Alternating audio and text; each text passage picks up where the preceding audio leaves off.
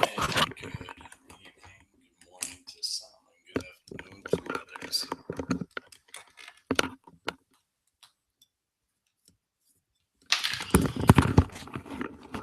My name is Mr. Lane, and I just wanted to do a little hangout here tonight, and just kind of talk about some different opportunities that are coming um, ahead.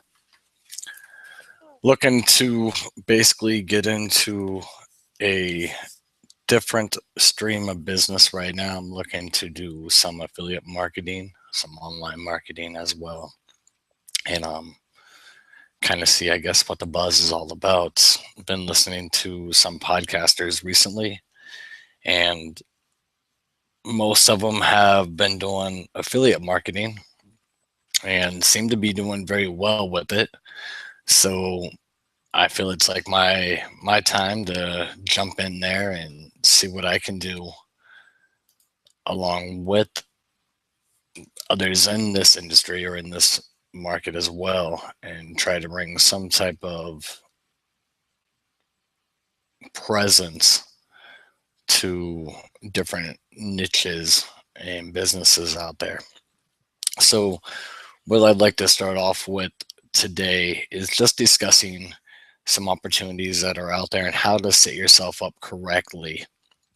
Um, the first thing that you really need to do is establish a product or a service that you want to promote, sell, or have a lot of passion behind. Once you do that, that will definitely be your starting point. And after that, you want to look for a domain name. There's all kinds of providers out there that can help you establish a domain. I will have, if you do need some guidance or help around that, I can definitely send you over some material of what I personally like to use. It's very cost effective, which is one thing that you will learn as you continue to grow with me along this journey of me starting out my podcasting and different tips and tricks um, in the online business world that you can use, and to do a lot of that more on a shoestring budget versus to trying to get you to spend a crazy amount of money at the beginning. So if you're like myself, maybe you're a father, maybe you're a young, thriving entrepreneur that's looking for an opportunity or a business to get into, but just need a little bit of guidance. And what I mean by guidance is maybe it's just you needing direction of how to set up your domain, of how to set up a website, how to attract followers, how to get um, an automatic email response, or an autoresponder. I'm sorry. So if it's any of those, I would highly recommend staying around. Um, Follow me on Google Plus, follow me through YouTube, follow me through Twitter. A lot of the links are going to be all throughout that you can be in contact with me. And I'll be more than happy to share any type of insight that I possibly can to assist you in starting your business. Um, the next thing I would like to dive into after you do pick out your domain name is looking at setting up the structure of your website and how do you want to go about that. Once you have those three things in place, is finding the niche or the product service that you want to promote or sell. The second thing would be getting your domain, locking in a domain name. It's going to be easy for people to try to find you, easy for to remember, etc. The third thing that we want to look at after that is the structure or the foundation of your website. And how do you want people to perceive your opportunity that you're putting in front of them? So it's basically like the blueprint or the guide to the first thing people are going to look at when they see your business opportunity, etc. So with that being said, those are the 4 things that you do need to start off with of any business, period, whatever you choose to go with.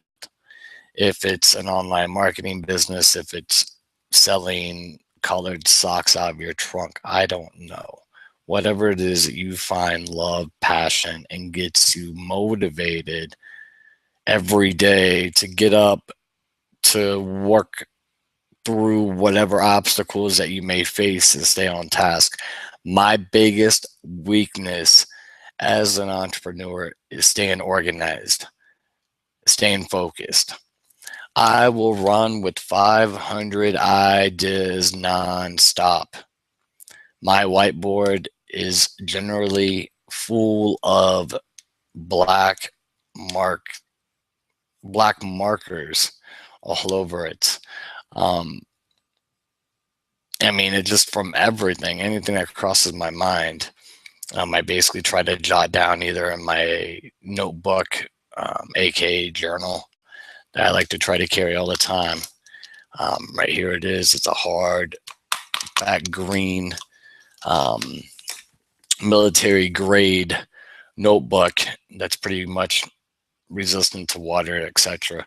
I like to carry that around. It's ugly, it's green, no one's really going to steal it. It don't really strike anyone's interest, and it's nice because it's not bulky or big, and it's hardback, so it's not getting bent or tore up. And I call them my little Bibles. I try to write in as much as possible, from random thoughts, ideas, or to just what's going on in my life currently at that moment. I went back about a year ago and looked at a couple of the other books that I have or journals, and was kind of taken back of where I was, or even kind of proud of some of the accomplishments I made of goals I set back then, and didn't really have them in my face, to say the least, all the time, but had accomplished them later on in my life and didn't even really realize that it had happened. So I recommend always trying to carry some type of notebook, not even carry, but just keep it handy. You know, if you drive, throw it in the glove box, throw it in the side of the door, for just any random thought. I like to try to take a little clip, like a paper envelope clip type ordeal here. And I like to take this and put it to the side of my notebook, attach a nice G2 fine point grip pen to it, and boom, pen stays on there, and it just kind of stays with me pretty much wherever I go for the most part. Like, try to keep it in my car. When I'm not in my car, I keep it just on my desk. I don't write in it every day like I probably should or would like to, but it's just one of those things that if something comes to mind, that's the first book I grab and try to write into, versus to having the unnecessary scattered papers all over my desk with random thoughts and ideas that are sometimes helpful, but when they're just so disorganized from being shuffled around from stack to stack, it gets a little confusing at times, trying to put those all into the idea that I had back then at that moment, or trying to relive that moment. It gets a little frustrating. One of the biggest challenges, like I said, I face is just trying to stay organized, trying to stay focused somewhat. It gets a little discouraging. Working from home, I've been working from home for probably on and off for roughly around almost a 10-year mark now. And I'd be a hypocrite to sit here and tell you that, you know, I've made millions of dollars or struck it rich. I've done all right online, doing the different business ventures I've put myself into or gotten myself into at sometimes.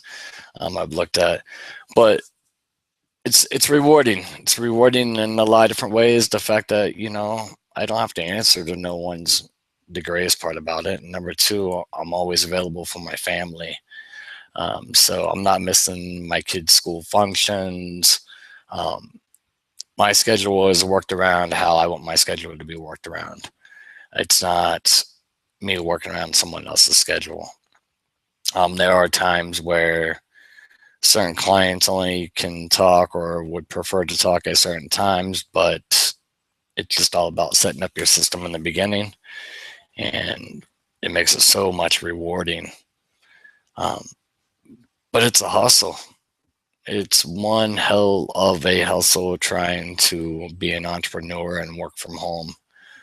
That is one thing that is ever constantly changing, is definitely the online world and how you go about attracting new business, getting business, and maintaining that business once you do have it.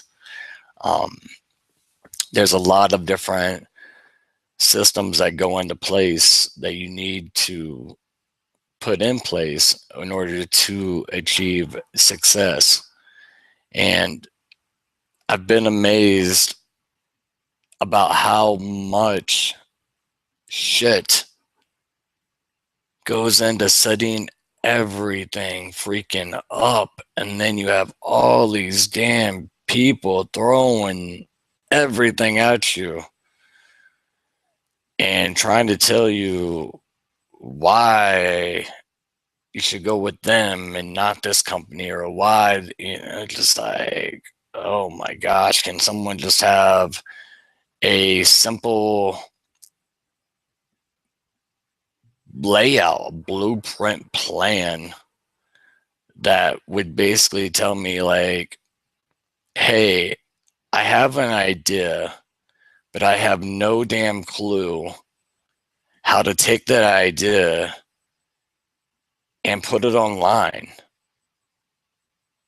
And that's what I want to try to get to, is to help those people that might already have an established business but have no online presence whatsoever, or for those people that are looking to start a online business necessarily and don't want to bog themselves down trying to learn every single nick and cranny there is about building a website, search engine optimization, your social media ads that you'd be running, your directories that you need to be listing into, your press release article that you need to do, the press release article links that you need to send it to in order to get some type of traction coming to you.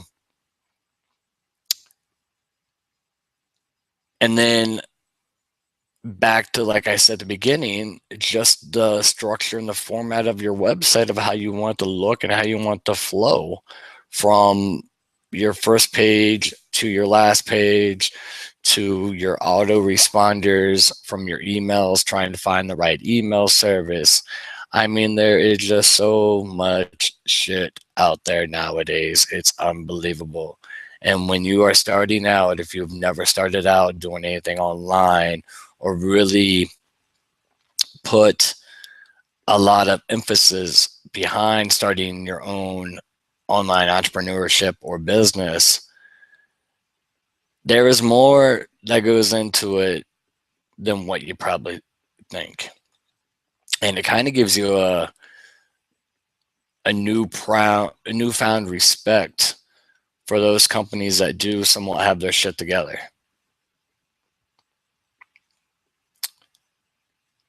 At the same time, when I'm talking about online businesses, I'm not talking about a multi-level marketing business or quote unquote network marketing.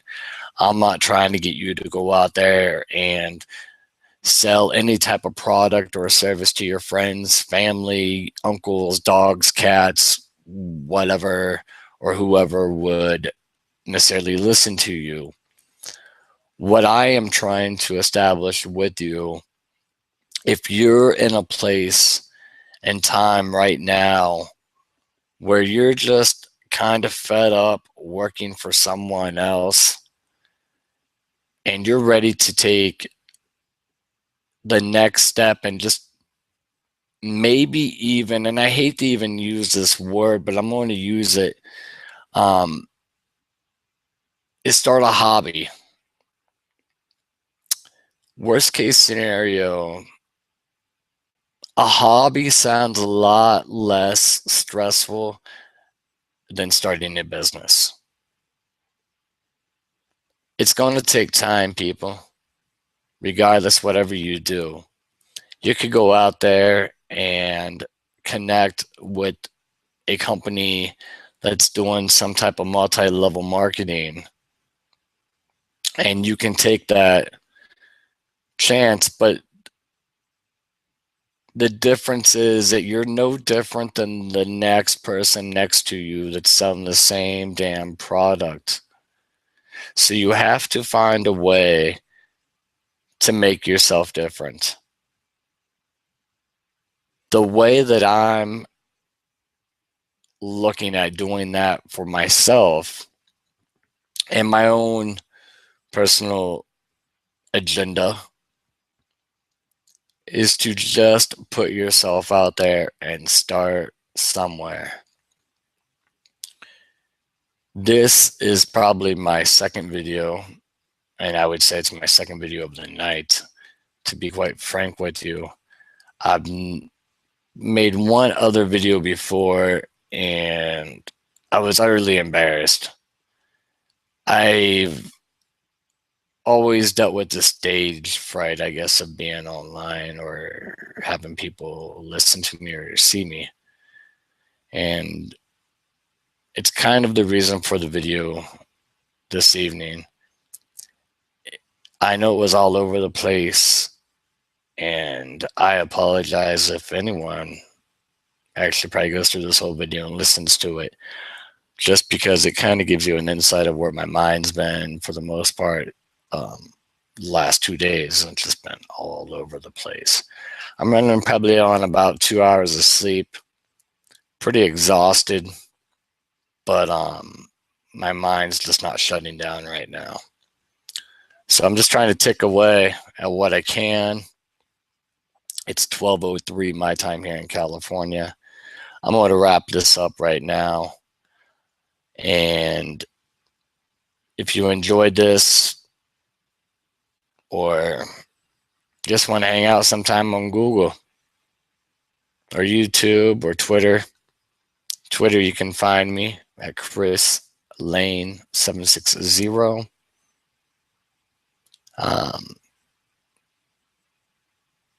Yeah, send me a message, follow me, whatever.